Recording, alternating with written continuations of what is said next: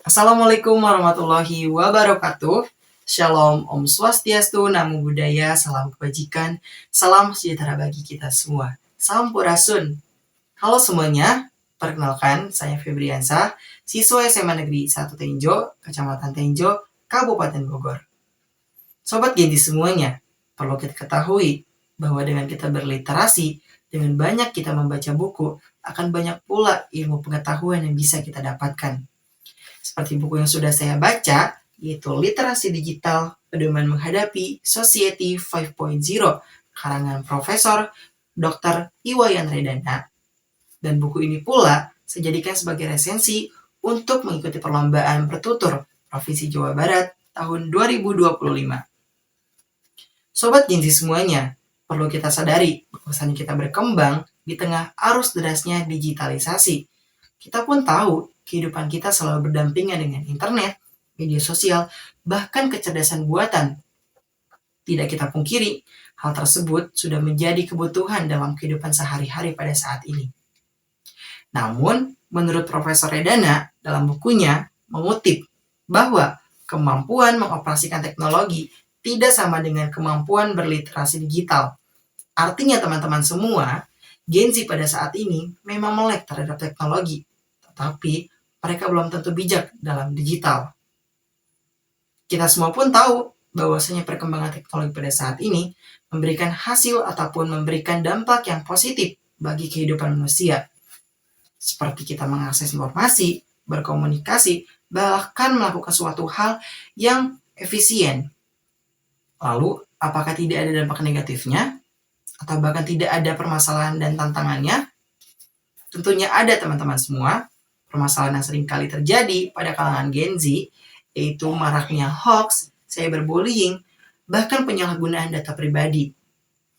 Generasi muda pada saat ini banyak yang menggunakan teknologi, internet untuk menghabiskan media hiburan saja, dibandingkan untuk media pembelajaran. Rendahnya kemampuan berpikir kritis mereka serta etika digital ini menjadi sorotan utama dalam permasalahan ini. Apakah ada solusi untuk permasalahan ini? Tentunya ada teman-teman semua. Profesor Redana menyarankan solusi dalam bukunya.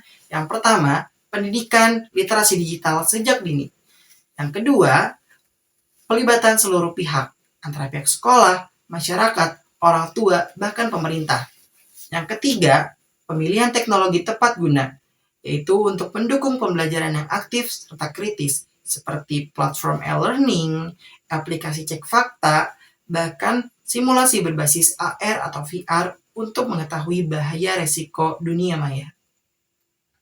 Teman-teman semuanya, Profesor Redana telah melakukan riset pada tahun 2023 berdasarkan indeks literasi digital Gen Z di Indonesia berada pada kategori sedang ke rendah.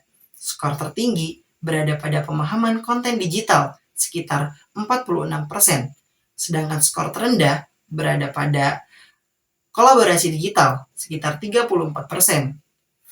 Ketimpangan akses internet pun masih menjadi permasalahan antara daerah perkotaan dan juga daerah pedesaan.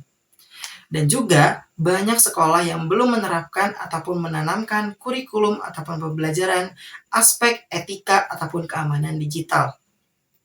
Lalu, pemilihan teknologi tepat guna yang seperti apa yang bisa kita lakukan dan kita laksanakan untuk menyelesaikan permasalahan ini? Yang pertama, platform e-learning, di mana seperti Google Classroom dapat menciptakan ruang pembelajaran bagi para siswa secara aktif, kritis, serta terstruktur. Yang kedua, simulasi berbasis AR atau VR. Keamanan digital tentunya memberikan pengalaman interaktif bagi para siswa untuk mengetahui bahayanya resiko dunia maya. Yang ketiga, pembelajaran ataupun pelatihan guru serta konten digital. Kita yakin bahwasanya mereka adalah guru-guru ataupun orang-orang yang dapat menjadi agen perubahan bagi para Gen Z, karena mereka lah yang dapat memberikan video-video edukatif melalui animasi-animasi ataupun konten yang menarik. Lalu yang keempat, yaitu aplikasi cek fakta. Remaja pada saat ini dibiasakan untuk mengetahui informasinya dari mana, sumbernya dari mana, dan apakah sumber tersebut terpercaya sebelum kita mengetahui ataupun bahkan kita menyebarluaskan informasi tersebut. Teman-teman semua, kita sebagai generasi muda, generasi emas tahun 2045, tentunya sudah menjadi garda terdepan untuk menghadapi Society 5.0, di mana nantinya kehidupan manusia dengan teknologi saling berpadu. Tapi jikalau tidak didukung ataupun tidak dibarengi dengan literasi digital yang sangat kuat, kita sendirilah yang akan menjadi korban teknologi itu sendiri. Sebagaimana Profesor Redana menegaskan bahwa kemampuan mengoperasikan perangkat bukan hanya sekedar kemampuan berliterasi digital, tetapi kesadaran kritis dalam berinteraksi dalam ruang digital. Untuk menciptakan generasi muda yang kritis, cerdas, serta beretika, tentunya diperlukan pendidikan literasi digital secara menyeluruh.